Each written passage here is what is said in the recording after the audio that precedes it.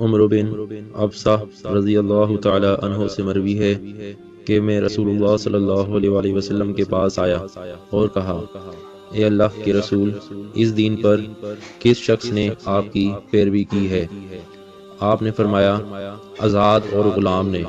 میں نے کہا، اسلام کیا ہے؟ آپ نے فرمایا، عمدہ بات کرنا اور کھانا کھلانا۔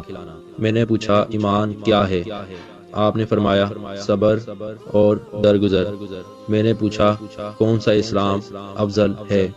آپ نے فرمایا، جس کے ہاتھ اور زبان سے دوسرے مسلمان محفوظ رہیں۔ میں نے کہا، کون سا ایمان افضل ہے؟ آپ نے فرمایا، اچھا اخلاق۔ میں نے کہا، کون سی نماز افضل ہے؟ آپ نے فرمایا، لمبے قیام والی۔ میں نے کہا، کون سی ہجرت افضل ہے؟ آپ نے فرمایا، جس چیز کو تیرے رب نے ناپسند کیا ہے اسے چھوڑ دینا۔ میں نے کہا، کون سا جہاد افضل ہے؟ آپ نے فرمایا، جس کے گھوڑے کی کونچیں کاٹ دی جائیں اور اس کا خون بہا دیا جائے۔ میں نے کہا، کون سی گھڑی افضل ہے؟